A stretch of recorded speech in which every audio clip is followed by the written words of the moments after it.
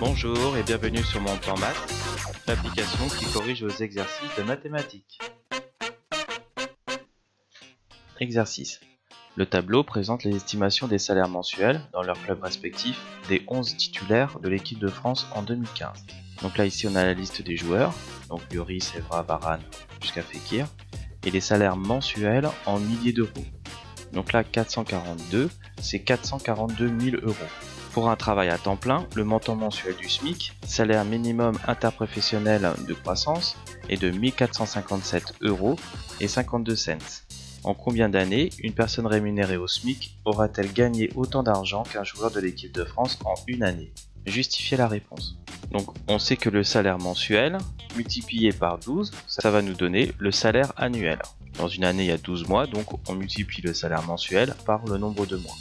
On a comme information qu'une personne gagnant le SMIC, c'est un salaire de 1457 euros et 52 cents.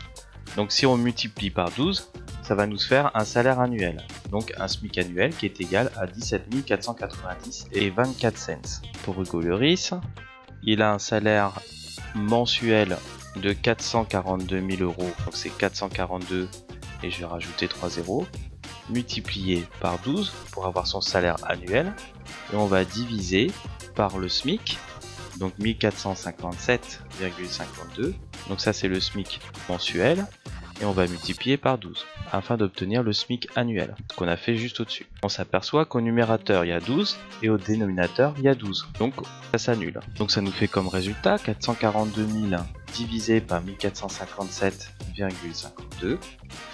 On prend notre calculatrice et ça nous fait un résultat de 303,25.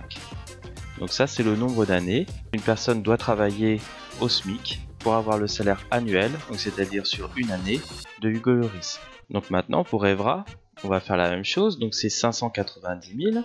Donc cette fois-ci ça sert à rien de multiplier par 12 puis de diviser par 12, donc on va diviser directement par le montant mensuel, 1457,52, et ça nous fait un résultat de 404,80 années. On continue pour Varane, donc 100 000 euros divisé par 1457,52, et ça nous fait un résultat de 68,61 années. Koscielny, on fait la même chose, donc c'est 325, je rajoute 3 zéros, je divise par 1457 et ça me fait un résultat de presque 223 années. Je continue pour Sagna, donc c'est égal à 300 000 divisé par 1457,52 et ça me fait un résultat de 205,83 années. Je continue pour Pogba, donc c'est égal à 375 000 divisé par 1457,52, sachant que ça c'est son ancien salaire, je crois qu'à Manchester c'est beaucoup plus. Ça nous fait un résultat de 257 années. Pour Cabaye, c'est 350 000 divisé par 1457,52, 240,13 années. On m'a tout dit qui a le plus gros salaire, 1075 milliers d'euros, donc ça nous fait 1 075 000. On va diviser par 1457,52 et ça nous fait 737 années.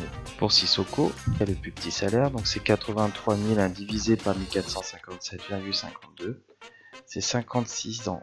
C'est pour vous dire déjà, il faut pour une personne qui gagne le SMIC, qu'elle travaille plus de 56 ans afin d'avoir le même salaire annuel. Donc on a Benzema qui est égal à 1 800 000 euros divisé par 1457,52 et ça nous fait un résultat de plus de 691 années. Enfin le dernier, Fekir, il a un salaire de 300 000 euros qu'on va diviser par 1457,52.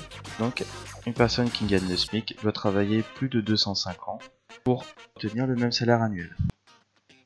L'équipe de Mon Plan Maths te remercie d'avoir suivi la correction de cet exercice. Pour continuer à avoir d'autres vidéos sur le même thème, clique sur la fenêtre de gauche. En cliquant sur la fenêtre de droite, tu accèdes directement à la playlist. Pour recevoir régulièrement de nouvelles corrections, abonne-toi à notre chaîne YouTube. Enfin, clique sur le logo de Mon Plan Maths pour télécharger notre application sur Google Play et nous envoyer directement des demandes de correction. À bientôt!